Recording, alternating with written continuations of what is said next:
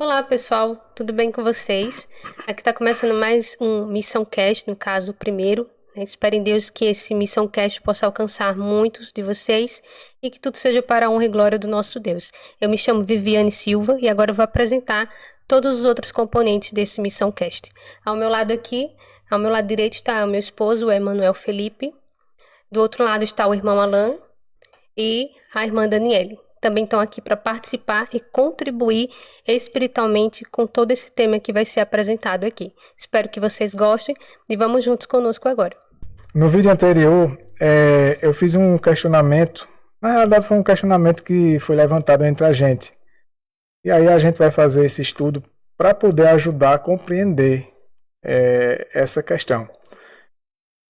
Se em Apocalipse, entre Apocalipse 21 e 22, mostra que Satanás, na ressurreição dos ímpios, ele vai reunir os ímpios, e quando a Jerusalém Celestial estiver descendo, com Jesus Cristo, os anjos e os santos salvos, é dito, né? Eu estou falando assim de maneira bem resumida mesmo, que ele vai tentar tomar a cidade junto com os ímpios e os demônios.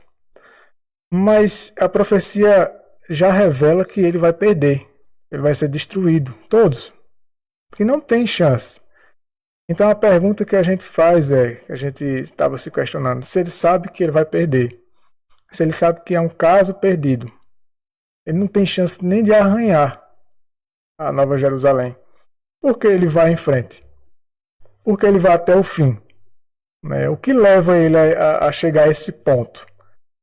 Então é com esse gancho que a gente vai fazer esse estudo, né? E para a gente entender por que ele chegou a esse ponto, a gente vai estudar o tema da fé. Vamos falar sobre a fé e também vamos falar sobre a incredulidade e o seu ápice, né? Então é isso que a gente vai estudar aqui e vai poder responder esse questionamento sobre Satanás no final do estudo. Então fica até o final, né? Possivelmente esse podcast ele vai ser dividido em mais de uma parte, não sabemos quantas partes, mas essas partes cada semana a gente vai estar postando uma parte. Então, para você saber a resposta dessa questão, você vai ter que assistir até o final. E a gente vai começar agora, a gente vai fazer uma oração para a gente poder começar, propriamente dito, o nosso estudo. Então, vamos orar. Oremos. Senhor Deus eterno, em nome do Senhor Jesus Cristo, nós te oramos. E pela misericórdia e graça do Senhor Jesus Cristo, pelos méritos do Senhor, nós rogamos, meu Senhor, a ajuda do Espírito Santo. Nos concede discernimento espiritual, nos dá sabedoria, nos ajuda a ser objetivos e claros nessa mensagem, põe as palavras em nossas bocas, nos ajuda a explicar da melhor maneira que as pessoas que venham assistir esse vídeo possam entender. O que o Senhor quer que a gente entenda e como o Senhor quer que a gente entenda. Que esse assunto sobre a fé, sobre a incredulidade, possa tocar a nossa consciência, nos ajudando, meu Senhor eterno, a buscar uma mudança que só o Senhor pode nos conceder. Que tudo isso seja para a honra e glória do Senhor. Nós te entregamos esse podcast em tuas mãos, sob teus cuidados, pedimos a tua bênção sobre esse podcast, não só sobre esse, mas sobre todos os que virão. E rogamos em nome do Senhor Jesus. Amém. Amém. Então, para a gente entender essa situação, essa questão, a gente vai primeiro buscar entender o que é a fé. Porque para você entender o que é a fé, primeiro você tem que entender a fonte, a origem da fé. Então, qual é a origem da fé? De onde vem a fé? E aí, se você estiver em casa, eu aconselho que você acompanhe na sua Bíblia, porque tudo que a gente vai falar aqui, abordar, o ideal é que a gente sempre possa provar, né? De que de fato aquilo está na Bíblia, tem base. E em Hebreus capítulo 12, versículo 2, a gente encontra a informação, eu diria que a primeira parte dessa informação, que a gente vai identificar de onde vem a fé, a origem da fé. E Hebreus capítulo 12, versículo 2 diz assim: olhando para Jesus, o autor e consumador da nossa fé. Então, primeiro ponto, Jesus ele é o autor, ele é quem produz a fé em nós, e ele é o consumador. É ele quem nos levará a viver essa fé, na prática. É através dele. Então, completa dependência de Jesus Cristo. Segundo ponto, Efésios 2, versículo 8. Ainda sobre a origem da fé. Diz assim: pois pela graça sois salvos, por meio da fé. E isso não é de vós mesmos. Isso é o dom de Deus. Então, a outra informação é que a fé ela é um dom de Deus, originada em Deus.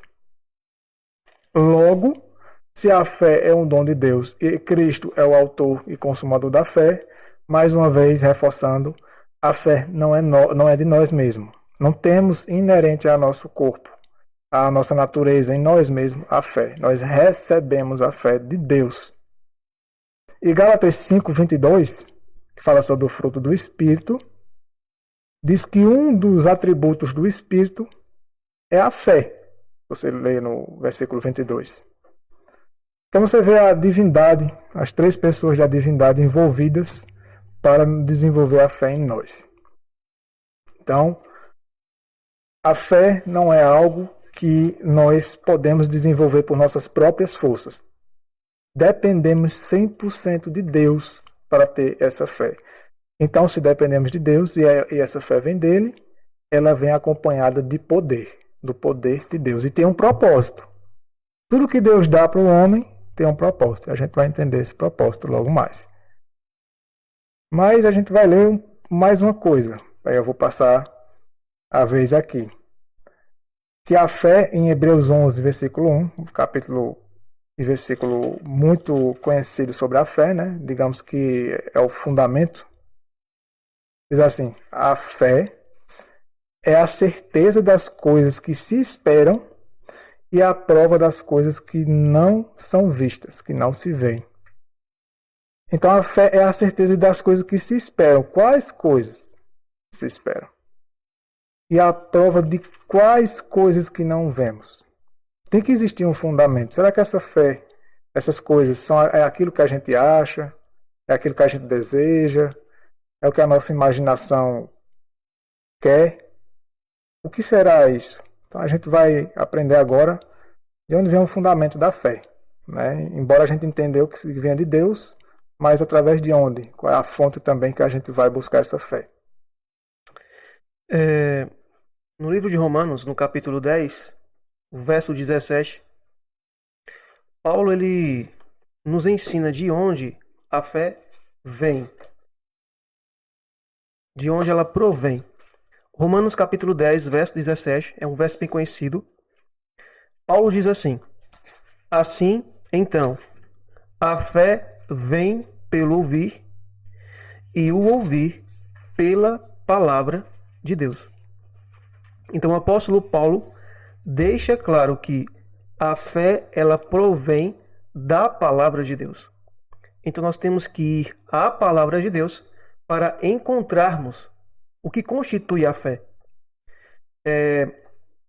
Geralmente, muitos de nós não sabemos o que de fato é fé.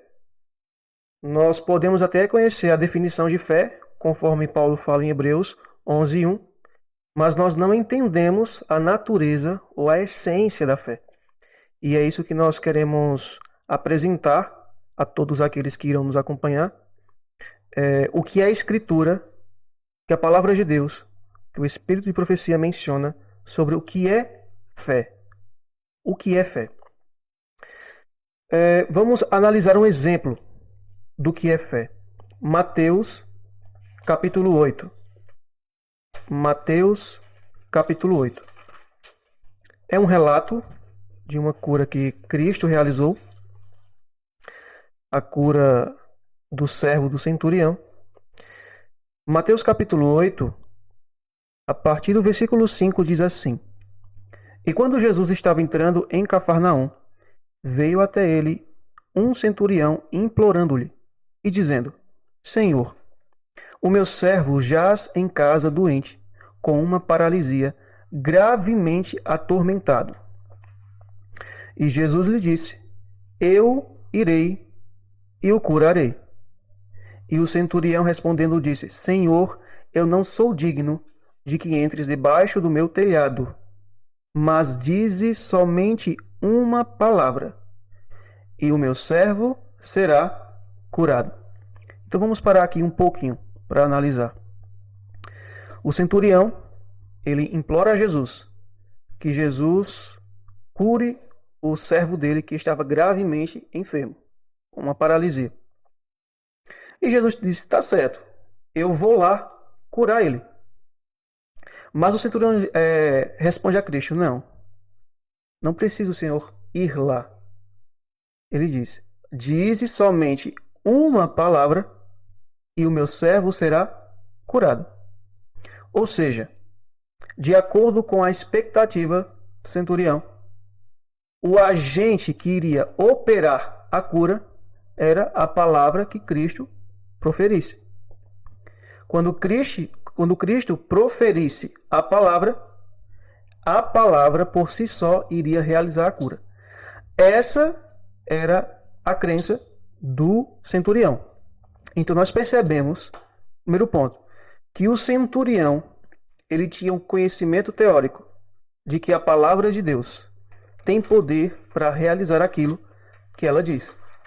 Por isso que ele vai e diz a Cristo: você não precisa ir lá, apenas dize com uma palavra e o meu servo ele vai ser curado. No segundo ponto que nós podemos aprender é que uma vez que ele tem o conhecimento de que a palavra de Deus ela pode realizar aquilo que ela diz, ele agora passa a crer nisso. Tanto é que ele vai em busca de Jesus. E tanto é que quando Cristo diz assim: eu vou na tua casa, ele diz: não precisa você ir, apenas diga uma palavra. Aí no versículo 9, o centurião continua: pois eu também sou homem sob autoridade, e tenho soldados sob mim. E digo a este: vai, e ele vai. E ao outro: vem, e ele vem. E ao meu servo: faze isto, e ele o faz. Agora veja o versículo 10. E Jesus, ouvindo isso, maravilhou-se e disse aos que o seguiam: na verdade, eu vos digo que não tenho encontrado tão grande fé, não em Israel. Veja que Jesus identifica esse ponto manifestado pelo centurião como sendo fé. Então, o que é que nós entendemos aqui? Primeiro, que existem passos para que a gente possa exercer ou cultivar a fé na nossa vida. O primeiro passo, ter o conhecimento teológico, de que a palavra de Deus ela tem poder em si mesma para realizar aquilo que ela diz. Segundo passo, crer que a palavra de Deus é capaz de realizar o que ela diz. Terceiro passo, depender somente do poder que há na palavra de Deus. Foi o que o centurião fez. Ele dependeu somente do poder dela. Ela não disse assim: Jesus, ele não falou assim: Jesus, diz uma palavra e depois vai lá curar ele. Não. Ele dependeu somente do poder que há na palavra de Deus. E o quarto passo, ele esperou que a palavra de Deus cumprisse o que Cristo iria proferir. E vejamos o que diz o versículo 13. Então Jesus disse ao centurião: vai no teu caminho, e como tu creste, assim seja feito a ti. E o seu servo foi curado naquela mesma hora. Então notem, o centurião, ele tinha o conhecimento, ele creu, ele dependeu e ele esperou Cristo dar a palavra de ordem. E quando Cristo declarou, quando Cristo deu a palavra de ordem, quando a palavra saiu da boca de Cristo, quando Cristo declarou o seguinte: assim seja feito a ti.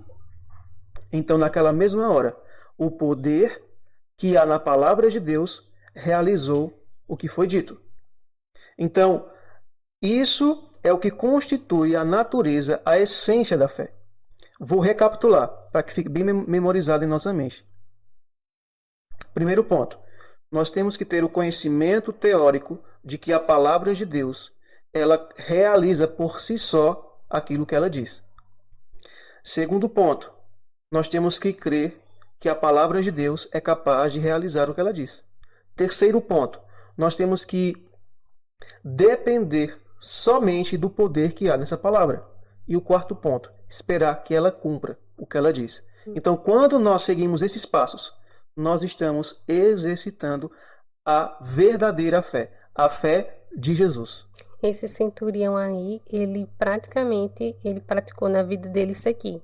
Esse verso, né, de Efésios, né? O fé é a certeza das coisas que se esperam. Hebreus. É a convicção de fatos que se não vê. E isso cumpriu na vida dele, né? Porque nesse exato momento, naquela passagem que ele fala, né, que Cristo disse que iria lá, ele disse, não, basta falar, né? Então ele creu mesmo diretamente na palavra do Senhor.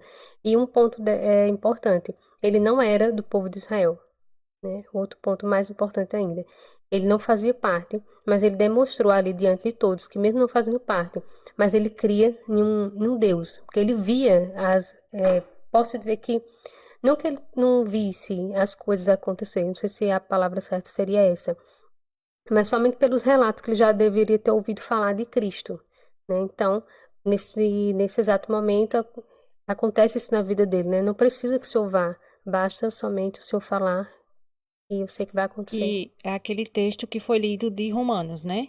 Que a fé vem pelo ouvir e o ouvir da palavra de Deus. Então, ao ouvir aqueles relatos, muito provavelmente, ele ali exercitou fé de que ele poderia fazer o mesmo na vida dele. E ele seguiu um princípio que está lá em 2 Coríntios capítulo 5, versículo 7, que diz, porque vivemos por fé e não pelo que vemos. Então ele não precisou ver Jesus Cristo fazendo a cura lá no servo dele. Ele acreditou naquilo que ele não viu. Mas por quê? Porque ele conhecia aquele a quem ele pediu que fizesse aquilo. Ele conhecia aquele que proferiu a palavra. Ele conhecia que esse que proferiu a palavra era poderoso para cumprir aquilo que falava. E daqui a palavra dele tem poder suficiente para criar do nada aquilo que não existe. Então, a gente também tem que exercer esse tipo de fé. Hoje nós temos esse hábito, né, essa tradição de só querer acreditar naquilo que vemos. E eu vou até além, né? Embora a gente diga que acredita em coisas que não vê, mas muitas vezes a gente não acredita numa transformação da nossa vida, né, de que pode ser feito. Porque a palavra de Deus, ela, como o Alan falou, ela tem poder para cumprir tudo exatamente como está lá escrito. Não como a gente acha ou como a gente quer interpretar do nosso jeito. Porque a gente acaba anulando o poder da palavra de Deus quando a gente lê a palavra e quer adaptar ela à nossa condição. Mas é a palavra que tem que nos adaptar ao poder dela, né? Então, como é que a gente pode, para ficar mais claro para as pessoas, como é que a gente pode fazer essa distinção entre fé e essa crença superficial? Como é que a gente faz essa separação? O que é que a fé tem que produzir para que a gente saiba que há essa separação? Bom, quer falar, Alan? O que é que eu falo? A resposta que eu daria à sua pergunta é de que no decorrer do estudo a gente vai demonstrar a diferença. Veja, quando nós vamos para Gênesis, capítulo 1 de Gênesis, é um capítulo que registra o que é a fé. A genuína fé. A genuína fé, a verdadeira fé.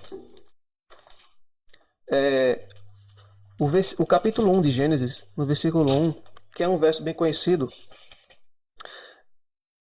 Moisés declara o seguinte: no princípio criou Deus o céu e a terra. E a pergunta é: como foi que Deus criou no princípio o céu e a terra? Quando nós lemos o Salmo 33, o verso 6 e 9, que é um verso bem conhecido, lá diz assim, ó: os céus por sua palavra se fizeram, e pelo sopro de sua boca o exército deles. Versículo 9: pois ele falou e tudo se fez. ele ordenou e tudo passou a existir. Então, como foi que no princípio criou Deus os céus e a terra? Por meio do poder da sua palavra. No livro de Hebreus também, eu acho que é capítulo 11, versículo 3, Paulo diz que o universo foi formado pela palavra de Deus. Então, olha o que diz Gênesis 1:3. E disse Deus. Deus falou. O que foi que ele falou? Haja luz. E o que aconteceu? E houve luz. Então perceba que a palavra de Deus, ela contém poder criador e um poder instantâneo. Quando Deus fala, as coisas imediatamente acontecem, porque a palavra de Deus em si possui um poder criador, criativo. Ela é capaz de realizar, de cumprir, de trazer à existência aquilo mesmo que ela fala. Então, disse Deus, haja luz e houve luz. Olha o versículo Gênesis capítulo 1 e o versículo 6. E disse Deus, haja um firmamento no meio das águas, e deixe que separe as águas das águas. E o relato bíblico diz que as coisas passaram a existir. Então, se você for analisando, Deus falava e as coisas iam sendo realizadas. Então, a gente percebe a fé, o princípio da fé aqui, contida na palavra de Deus. Por isso que Paulo menciona, lá em Romanos 10:7, que a fé vem da palavra de Deus. Então, quando nós cremos que a palavra de Deus tem poder para realizar aquilo que ela diz, e quando dependemos somente dessa palavra e esperamos que ela somente cumpra o que ela diz em nós, aí nós estamos exercitando, cultivando a verdadeira fé. Exato. Quando é que a gente sabe que essa fé ela está se realizando em nossas vidas? Bem, a conclusão que eu chego é assim. Se Deus disse haja luz e foi instantâneo, então se eu acredito que eu posso nascer de novo, pois Deus disse que é necessário nascer de novo, que Ele nos daria um novo coração e que nós seríamos novas criaturas. Então, no momento que eu creio nisso, instantaneamente isso se realiza na vida. Nós temos que acreditar que isso é possível acontecer na nossa vida da mesma maneira quando, como aconteceu a criação. E qualquer outra coisa que Deus falou. Porque a gente entende que se Deus ele tem poder para criar aquilo que não existe, você leva em consideração o Vale dos Ossos Secos, que foi mostrado a Ezequiel, né? E ali Deus pergunta a Ezequiel, você acha que eu posso, vou parafrasear, você acha que eu posso reviver esses ossos? E Ezequiel disse para Deus, o Senhor sabe. Porque Ezequiel sabia com quem ele estava falando, de que ele era poderoso para reviver até ossos secos. E Deus estava se referindo naquela situação, naquela visão, ao povo de Israel. Então hoje, se nós temos uma fé morta, se não vemos as obras de Deus se realizando em nossas vidas, é necessário a gente ter essa mesma fé que Ezequiel teve e que ele pode também nos dar essa vida que a gente precisa se estivermos. E também sobre essa questão de ter essa fé, né? Essa fé que crê em um Deus que cria as coisas do nada.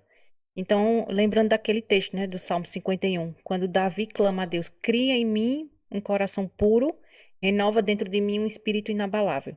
Então, ali, Davi está pedindo para que Deus crie do nada um coração novo, um coração regenerado. E essa mesma fé que a gente tem que ter para crer que Deus pode nos transformar em novas criaturas. É porque a gente tem a facilidade de acreditar que Deus criou as coisas do nada, mas a gente tem dificuldade de ter fé de que Deus pode do nada reviver um morto espiritual. Exato. Porque estamos mortos em nossos pecados e transgressões. Então precisamos ser o quê? Perfeito. renascidos, revividos. Por isso que tem aquela palavra reavivamento. O reavivamento é uma dependência total, é você confiar de que ele pode te reavivar espiritualmente, porque se você não está vivendo o cumprimento de cada coisa na palavra, é porque você está vivendo uma fé morta. Então é justamente essa pergunta que eu indaguei no início. Como é que a gente pode fazer essa separação entre fé e uma mera crença? Porque muitas vezes a crença de que Deus criou todas as coisas é quase unanimidade no cristianismo, sim ou não? Que Deus criou. Mas já quando vamos para fazer essa aplicação em nossa vida, então aquele mesmo Deus que teve o poder de criar as coisas tudo do nada, de chamar à existência aquilo que não existia, esse mesmo Deus ele se torna incapaz quando ele é para transformar o meu coração. Então essa fé não é acompanhada, esse poder de Deus ele é limitado às coisas inanimadas, quando ele chamou à existência, né, toda a vegetação, a luz, tudo aquilo que a gente viu no relato de Gênesis. Então esse Deus, quando a gente, muitas vezes, o que me chama a atenção dentro do cristianismo é justamente isso, que quando a gente vê a grandiosidade de Deus, né, que Paulo diz que a criação revela Deus. Então a gente olha para o mar, para as estrelas, para toda a criação, a gente engrandece esse Deus, que Deus poderoso que criou todas essas coisas. Mas quando eu começo a olhar para dentro de mim, essa fé começa a esmaecer. Por que isso? Aproveitando, né, esse assunto sobre fé, eu queria destacar aqui uma pergunta. É possível nos nossos dias, nos quais nós estamos vivendo, adquirir uma fé igual a de Abraão? É possível isso acontecer em nós? É uma pergunta, assim, muito, que eu posso dizer, inusitada, por conta que, assim, muitos hoje em dia falam que é possível sim ter essa fé, mas não alcança ela, né? Acho que coloca aquela fé superficial. Então, indagando para nós aqui, para essa mesa, é possível ou não? Essa fé, será que ela era inerente a Abraão? Pelo que nós vimos até aqui, que a Bíblia relata, né? A fé vem por ouvir e ouvir a palavra de Deus. Então, como foi que Abraão cultivou essa fé? Então vamos lá. Em Romanos 4, a gente vê um lado, né, da fé de Abraão, né? Um aspecto da fé de Abraão, que a gente complementa com Tiago 2. Mas aqui em Romanos 4, falando sobre Abraão, no versículo 18, diz assim, fala, né, que Abraão, em esperança, creu contra a esperança, né? Tanto que ele se tornou pai de muitas nações, conforme o que lhe fora dito. Assim será a tua descendência. No primeiro ponto, ele teve esperança contra a esperança. O que tornava digamos assim, você ter uma esperança mesmo contra? É porque tem alguma coisa que, embora você esteja tendo esperança, mas existe algo nessa situação que te faz também saber que não deveria ter essa esperança, mas você tem. As condições são desfavoráveis, né? Isso.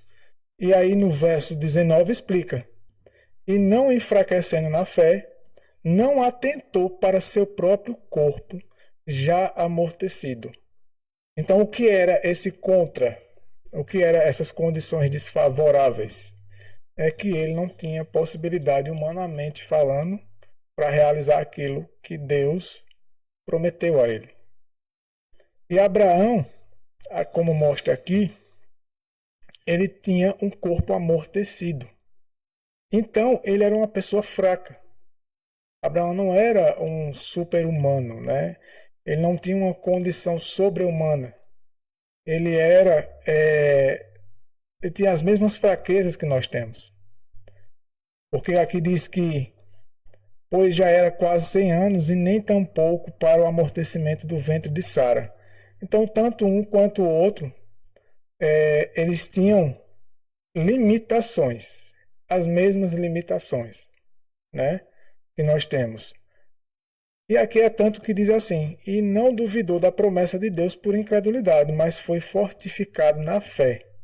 E termina dizendo, pelo menos aqui, né, no verso 21, e estando certíssimo de que o que Deus tinha prometido também era poderoso para o fazer.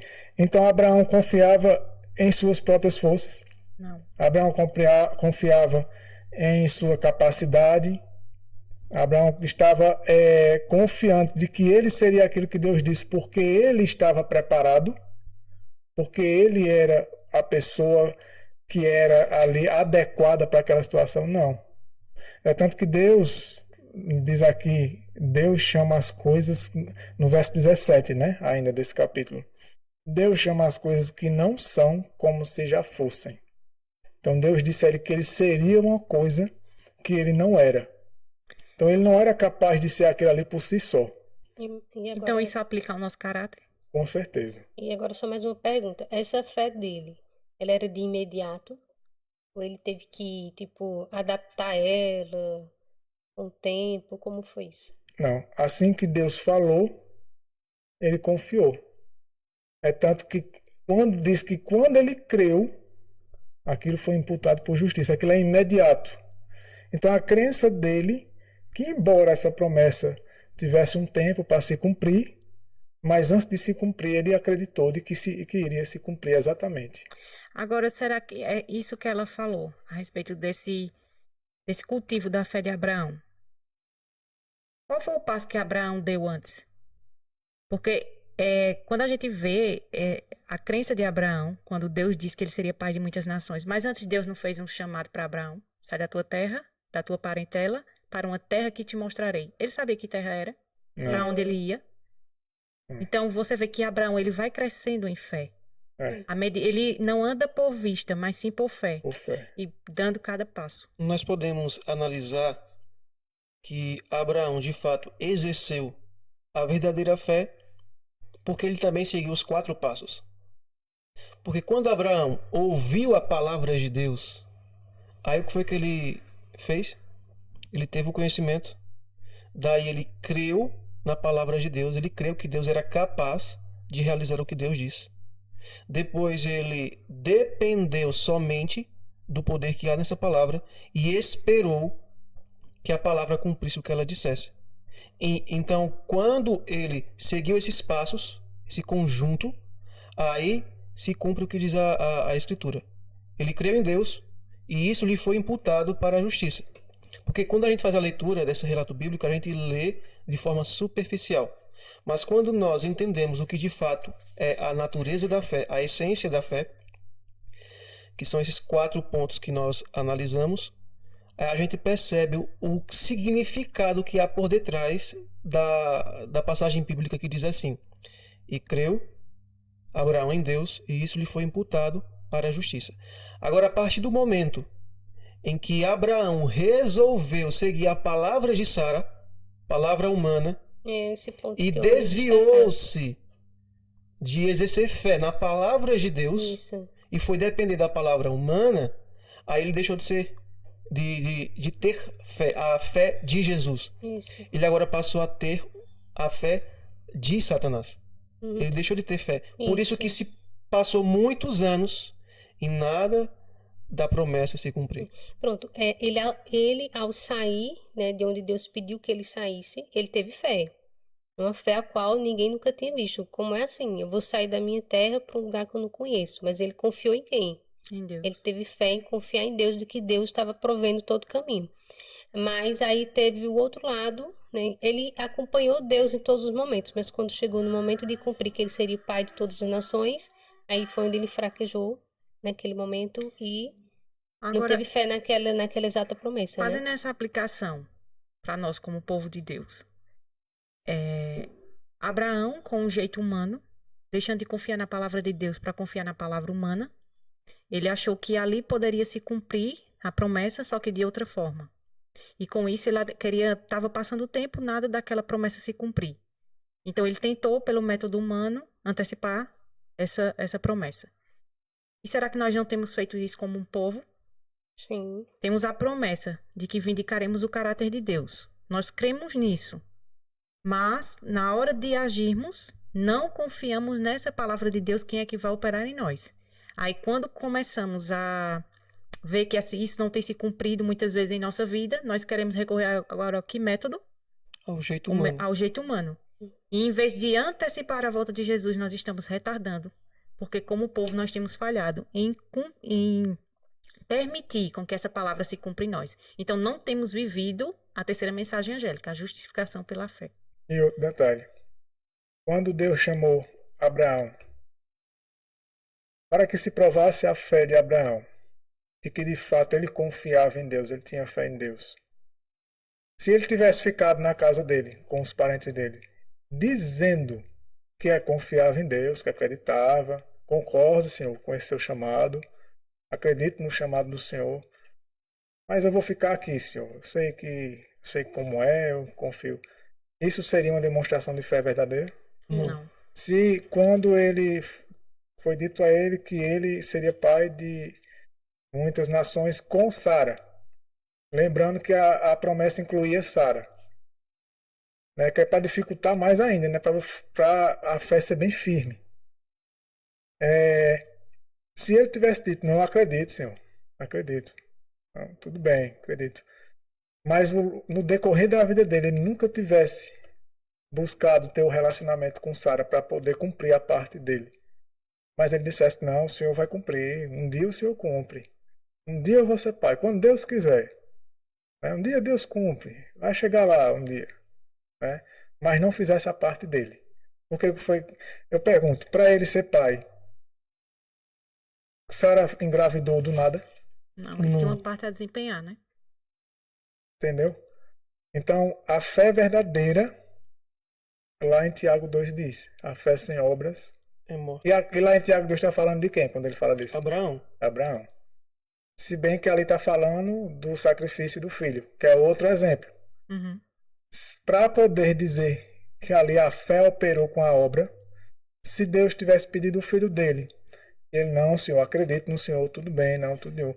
Mas o Senhor é amor, né? O Senhor vai entender, né? Eu não vou matar meu filho. O Senhor não quer, né, o mal do meu filho, né? Ele pediu, O Senhor mas... não pede sacrifícios humanos. Né, ele não quer sacrifício. O que ele quer é meu consentimento, né? Que eu acredite É meu nele. coração. meu coração. Ele conhece meu coração, ele já sabe. Se ele não levasse Isaac, iria ter esse relato em Tiago dizendo que a fé dele atuou com as obras? Não. Iria? Não. Então, a parte do homem é, Deus disse vai, vá. Ele vai cumprir. Quando Pedro foi chamado aliás, Pedro pediu, né? Senhor, posso ir até o Senhor Jesus Cristo? Disse, vem. Venha. A palavra, quando ele falou venha, era acompanhada de um poder sobrenatural. É tanto que essa palavra venha, ele não disse venha, você vai andar pelas águas.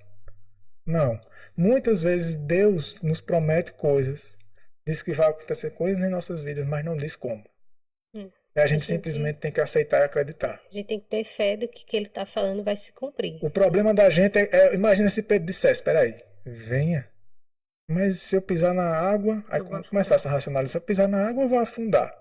Então a tempestade. Não, peraí, eu vou esperar parar a tempestade. E quando parar a tempestade, aí eu vou remando até lá. Que é o jeito humano, né? É o raciocínio lógico. Mas quando ele creu na palavra de Deus e de imediato ele foi, ele acreditou que Deus daria o jeito dele. E o impossível acontecer. E o impossível acontecer. Agora, quando ele possivelmente olhou para as circunstâncias e olhou para si mesmo, né? Mas peraí, eu sou humano, o que é que eu estou fazendo aqui? Isso não é possível. Ou então, pode até ter acontecido dele se achar de que aquilo ali era capaz por si só. Então ele caiu, ele afundou. E outro detalhe, ele deixou de olhar para Cristo, porque ele deveria ter continuado olhando e confiando. Qual a repreensão que Cristo dá, Pedro? O que é que Cristo usa? Cristo não disse, você sabia que você não podia. Você sabia que o ser humano é incapaz. Por que você veio? Não. Cristo disse, homem de pequena fé. Se você tivesse acreditado, teria acontecido. Exatamente. O exemplo dele dá o exemplo hoje no nosso meio, né? O cristão superficial, né? Crê que pode sim acontecer de alguma maneira, mas não tem fé de que isso de fato pode se cumprir, né? Que foi o que aconteceu com Pedro. Ele, no mesmo instante, ele acatou a palavra de Cristo, ele foi. Mas depois o que é que aconteceu com ele? Ele não continuou olhando para Cristo. Ele foi olhar agora as circunstâncias ao redor dele e é onde foi que ele começou a afundar. Então, a gente poderia fazer essa aplicação de Pedro com o momento que nós estamos vivendo Quando diz assim que nós poderemos desenvolver um caráter semelhante ao de Cristo, e a gente começa a olhar a imoralidade ao nosso redor, as tentações, as provações. Então a gente começa a duvidar, né? a tempestade que está ao nosso redor, esse mundo de pecado que a gente vive. Então, nesse mundo de pecado, nessa geração que nós vivemos, podemos desenvolver um caráter semelhante ao de Cristo? Se a palavra dele diz que sim, Então sim. é possível. Então sim. Mateus 5,48, Jesus diz assim: seja, portanto, perfeito, como perfeito é vosso Pai que estás nos céus. Então Jesus, ele proferiu a palavra. Se ele proferiu, então é possível Isso. que essa promessa se realize nas nossas vidas. Mas para isso, a gente tem que ter o conhecimento, crer, depender e esperar que a palavra cumpra o que ela diz. Isso. Se não fosse possível, ele também não deixaria escrito. Né? Sede perfeitos, como perfeito é vosso Pai que está nos céus. Então, se não fosse possível, ele não ia deixar esse isso verbo para no nós. imperativo, né? Quando Deus disse assim, Sede. haja luz e houve luz. Quando ele diz sede, a palavra dele tem poder para cumprir e se Isso. realizar em nossa vida. Agora precisa ter a nossa resposta. Paulo, ele fala, né, que a fé vem pela palavra de Deus. Então, a verdadeira fé, ela opera, ela realiza o que a palavra de Deus diz. Isso. Tudo é possível E por quando crer, né? quando eu começo a desculpar essa impossibilidade da minha falta de fé e eu começo a diminuir a palavra de Deus, aquilo que ela diz, quando eu começo a dizer, não, mas é na esfera, vamos separar, na esfera humana e na esfera divina. Então isso demonstra o quê? Que eu não estou crendo no que diz a palavra de Deus. E aí eu vou começar a racionalizar como é que isso poderia se cumprir em minha vida. Mas ser perfeito, Deus disse ser de perfeito como eu sou perfeito. De fato, é na esfera humana Cristo, quando ele fala assim, seja vós perfeitos, ele está falando na nossa esfera humana. E quando ele refere-se a Deus, como Deus é perfeito, como o Pai é perfeito, é na esfera dele. Esfera divina. Só que Cristo, ele está mencionando ali que nós temos que ter um caráter em nossa esfera perfeito, semelhante, assim como o Pai, na sua esfera, tem um caráter perfeito, em harmonia com a sua lei. É isso que Cristo está dizendo. Isso. Não, com certeza. E ainda por cima, a gente muitas vezes quer limitar até onde é esse perfeito, né? Então a gente determina e aquela perfeição que a gente não acredita que possa acontecer, mas que Deus sabe que pode, a gente não se vê realizando na nossa vida, porque nós mesmos queremos limitar a palavra de Deus. Esse é o nosso problema para tudo, né? É para esse assunto, é para qualquer assunto. A gente sempre limita o poder. Na verdade, a gente acaba anulando o poder. Porque o poder de Deus, da palavra dele, só se realizará na nossa vida quando a gente acreditar que a palavra irá se cumprir exatamente como ele disse. Não como eu acho, não como eu racionalizo, como eu quero, imagino, filosofo em cima da palavra. Porque a gente busca meios de interpretar a palavra de uma maneira que a gente tenta encaixar a palavra na nossa condição, como seres caídos. Então a gente quer adaptar, a gente quer diminuir a palavra e adaptar ela à nossa condição. E por isso que a gente tem cada vez mais anulado o poder de Deus na nossa vida. Um ponto que nós temos que também mencionar aqui é de que não existe neutralidade nessa questão de fé. Porque quando eu não tenho a verdadeira fé na minha vida, quando eu não exercito ela, quando eu não cultivo ela, automaticamente eu vou ter a falsa fé. Se eu não possuo a fé de Jesus, automaticamente possuirei a fé de Satanás. Se eu não possuo a verdadeira fé, automaticamente possuirei a fé a falsa fé. E vice-versa. Isso. Nos dá um exemplo. Nos dá um exemplo de como pode ser isso. A gente vê isso no caso de Pedro, como já foi mencionado, a questão dele andar por sobre as águas. Quando ele disse assim, Senhor, se és tu mesmo, manda que eu ande por sobre as águas. Estou parafraseando aqui. Faz com que eu chegue até ti andando por sobre as águas, assim como tu está fazendo. Aí Jesus vai dar a palavra de ordem. Vem. Então, quando Cristo disse vem, então a palavra cumpriu o que Cristo disse. Vem. Então ele começou a andar por sobre as águas, porque ele estava exercendo a verdadeira fé. Mas quando ele começou a olhar para as circunstâncias desfavoráveis, começou a olhar para si e deixou de olhar para o autor e aperfeiçoador da fé, aí ele começou o quê? A não ter mais fé, porque Cristo repreendeu ele, homem de pequena fé. Então ele deixou de exercitar a fé. Então, automaticamente, ele começou agora a possuir a fé de Satanás, que é a incredulidade. Nós vamos ver daqui a pouco, de forma mais clara, o que é a fé de Satanás. Então ele começou a exercer a falsa fé. E é isso que nós temos feito na nossa vida espiritual. Porque da mesma forma como era impossível, de acordo com as leis da física, tanto para Cristo quanto para Pedro andar por sobre as águas, também é impossível para nós, por nós mesmos, Obedecer aos mandamentos de Deus. obedecermos aos mandamentos de Deus, andar assim como Cristo andou. Viver como ele, orar como ele orou. É impossível. Mas, mediante o poder de sua palavra, é possível. Basta a gente ter a verdadeira fé.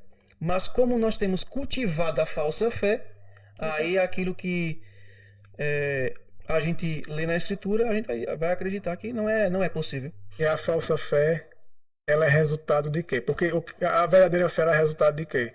De você acreditar que a palavra de Deus irá cumprir exatamente o que ela disse. E o que é a falsa fé? É você não acreditar de que a palavra de Deus irá cumprir exatamente o que ela disse e acreditar na palavra do homem. Aí eu pergunto, a palavra de Deus tem poder para cumprir? A gente já provou até aqui que sim, né? Sim. Mas o homem, se o homem falar, haja luz, vai haver luz instantaneamente? Não há poder no homem. Ele vai ter que fazer alguma coisa para desenvolver a luz, né? Ele tem que ir lá e fazer alguma coisa, tem que criar uma lâmpada, tem que criar. Ele tem que apertar o botão da tomada. Ele tem que apertar o botão da tomada, mas Deus não. Por isso que a dificuldade da gente de desenvolver, viver essa fé, manifestar essa fé na vida prática, é o fato da gente estar obedecendo a mandamentos de homens, a ideias humanas, né? Porque a palavra do homem não tem poder. E Cristo, ele repreendeu o professo povo dele que viveu em sua época, os fariseus e escribas. Cristo mesmo falou assim: e por que é que vocês estão anulando os mandamentos de Deus por conta da vossa tradição? Bem profetizou Isaías a vosso respeito, hipócritas. Esse povo honra-me com os lábios, mas o seu coração está longe de mim, e em vão me adoram, ensinando doutrinas que são preceitos de homens, invalidando os mandamentos de Deus pela vossa tradição. Então eles começaram a substituir o poder da palavra, a verdadeira fé, por uma falsa fé. Pela tradição humana. Seguindo a tradição humana. E uma pergunta. Eles acreditavam nos 10 mandamentos, os judeus? Sim. Eles tinham a crença teórica. Mas foi que Jesus Cristo disse deles que eles estavam fazendo o que com a lei? Anulando. Então, anular a lei é só quando você desconsidera os mandamentos e diz que a lei foi abolida? Não.